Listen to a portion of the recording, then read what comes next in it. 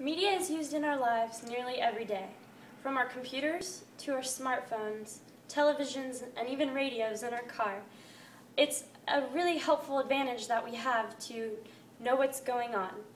We can listen to our favorite show or music, watch our favorite shows, and be up to date on the news around the world even, and what's going on right around us. While media can be extremely helpful and it's a huge factor in our everyday lives, it's important to realize the dangers that come with media and how it can be harmful to you. I firsthand experienced some of the insecurities that most high school girls face around our age. When I was watching my favorite shows or reading a magazine, I would start listening to those little tips to become closer to what the public viewed as pretty or beautiful. When I realized that the things I was doing were taking me further away from myself, I also realized how many other girls there were just like me that were doing the same thing, and some had it worse than I did. As teenagers, we're a target to the media. Our everyday devices and interactions make it so easy for the media to portray messages right to us and be involved in our lives daily. Our technologies are beneficial to us, and they're not something that we need to or should have to give up, but it is important to know the difference between false media and true media, know the accurate sources from the inaccurate sources, and keep our confidence through a lot of what we see, despite the changes that some of the media wants us to make. There are many reasons to avoid giving in to social pressure and ways that you can avoid losing confidence over everyday ads that we see. One reason to avoid these are the risks that pose on teenagers and people of all ages. From self-harming to eating disorders, there's a lot of alarming statistics that are hard to believe how easily the media can affect us and our lifestyles. A second method that I want to bring to attention is when you see an ad, to know some steps to take to interpret it further and to have that awareness that we all need to have when it comes to media, such as thinking who the ad's targeted for, how it's effective and appealing, and how accurate and true it really is. Third is the difference between the consequences of giving into social pressure and the benefits of being yourself without the media's input. It's a pretty easy decision and argument, but there's some factors involved that are really important to keep in mind. So first is the risks posed on teenagers. There's mental, emotional, and physical health at stake when we give in to what the media expects from us. A very common example, one that we all may be familiar with people we know or love or even ourselves, is depression.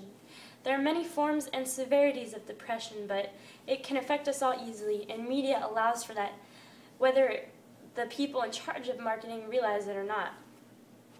Depression is common in a lot of teens. As a matter of fact, a statistic from the National Institute on Media and the Family reports that at age 13, 53% of American girls are unhappy with their bodies, and this grows to an astonishing 78% by the time the girls are 17 or seniors in high school. This statistic is pretty eye-opening because just at age 13, girls shouldn't be worrying about what they look like, exercising, or impressing others. And at our age, it's alarming that there are 78% of us that all feel the insecurities with our bodies that the media kind of puts on us. Another statistic from the National Institute on Media and the Family is 1 in every 3 articles, which is 37%, in leading teen girl magazines also include a focus on appearance. Most of the advertisements, about 50%, use an appeal to beauty to sell their products, and majority of them are not natural beauty. Another painful effect other than depression are suicidal thoughts. There's a high risk of suicidal thoughts, tendencies, and actions for teens our age, and a lot of it can be traced back to the media and them realizing that they're not as perfect as the media claims that they should be. Other than mental and emotional health, some more physical health that can develop besides depression and suicidal thoughts are disorders, which are extremely common. From the National Center for Health Statistics and the National Association of Anorexia Nervosa and Associated Disorders, as many as 1 in 100 females between the ages of 12 and 18 have eating disorders and anorexia. 5 to 10 million adolescent girls and women struggle with eating disorders and borderline eating conditions. These rates are extremely high, and girls from the ages 12 to 18 are main targets of media, which is why the percentage, 1 in 100, is so high for them to have anorexia, to try to be slimmer, to fit what the media portrays for them. When girls look around and see their peers thinner than them and having better bodies than they think they have, it's most likely because at that age, between 12 to 18, everyone's bodies go through puberty and changes, but all at different times is the main thing that we don't realize. When girls go through puberty sooner than others, they may think that they're unnatural and unnormal, so they'll use unnatural methods to try to regain their slenderness and what they looked like before these natural changes. A lot of these are very unhealthy for young girls, like weight loss shakes, surgery, eating disorders, and over-exercising with the lack of nutrition. These are just a few of the extremely harmful risks of the media affecting teenagers and how it can change lives for the worse. So second, I'd like to point out a method of avoiding this misleading information. When an advertisement is targeted a lot of times toward us like teenagers, we should be aware of what's going on. So there's some things to think about when we see an advertisement on TV or in a magazine. The first is to take a step back and think about who the advertisement is targeting. What age group, what gender. The second method behind this is to think about how realistic the ad actually is and how honest the truth is being told. Third, what makes the advertisement appealing? What are some of the points that they use to make people want to buy the products? So for an example, I have a Victoria's Secret Love My Body ad that is found in a lot of magazines and on the computer. And it is a picture of 7 girls in their undergarments for a Love My Body ad. We're going to do this as an example for the methods I just told you. So the first one is to think of who this ad is targeting. And you can tell by the age and the gender that it's targeting women, younger and in general, that wear Victoria's Secret, which is pretty common. Second, how realistic is this advertisement? There's another advertisement for a Dove Real Beauty campaign, and I used it to compare to the Victoria's Secret because the difference is astounding. It has real women that are more normal sized compared to the Victoria's Secret women to show just how unhealthy and unnatural their ad really is.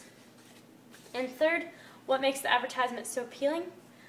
As you can see, it says, "I love my body," and they're all very, very slender and fit in the things very well, and in poses that make them look like happy and comfortable with themselves.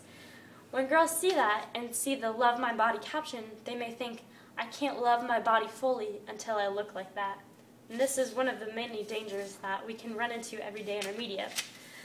A lot of the other magazines that we may run across, I know we have a lot in our school library that can portray images like this, are Cosmo, Cosmo Girl, 17, which has fat-burning workout issues in almost every issue, Elle, Glamour, Teen Vogue, and Allure. These are some of the magazines directed at women that can make women themselves struggle with their insecurities. So my final argument is the consequences of giving in to the benefits of having an awareness. If you give in to the pressures of social media, you're risking a lack of self-esteem. Self-esteem is easy to diminish, and it's something that we need to build up with each other, but if you give in to the pressures of media, like I said earlier, we can resort to self-harm and eating disorders, and it can overall be destructive to our mental, emotional, and physical health. A second point of the consequences of giving in I'd like to bring up are weakened relationships. Building relationships is an important skill that helps us all throughout life, and everyone needs to have bonds and relationships with someone throughout time. Giving in to the consequences and the pressures of media can weaken your relationships because we cannot be happy with other people if we're not happy with ourselves. Also with friends, when you deny going out to eat with a group of them because you're worried about not eating yourself and any of them finding out about your eating disorder, or overworking out with a lack of nutrition, it can sometimes make you a little bit crabby, and if you don't get enough sleep with it, it can just really weaken your people skills. A lot of us have heard the saying, you can't be happy with someone else if you're not happy with yourself, and it's so true. So those are just some of the consequences. We've gone over a ton of them, but some of the benefits of having this awareness, it's healthier for you, physically, emotionally, and mentally. There's so many benefits if you're confident in yourself and happy with how you look and feel. Another benefit is stronger relationships, and you can be a better example for others. We all are a peer example to someone in our lives, and it's easier to build relationships and be the example we need to be with other people if we can be happy with ourselves and know what we're doing. So the insecurities that most teens face every day are results from marketing and media. Now that you know some background on the issue, it's important, why it's important, and hopefully you have the awareness of the hidden deception that the media has. I hope it builds some of your self-confidence as well as a desire to give others confidence. I hope that you are now able to filter out the positive information from the negative information, and I urge you to have this in mind when you or others you know become entangled in insecurities and wrapped in what the media says you should look, act, or feel like. Make the difference to people, including yourself, of receiving confidence without the media's input. Don't be another statistic due to the influence of people that you don't even know and aren't even associated with. As Eleanor Roosevelt once said, no one can make you feel inferior without your consent. Thank you for listening.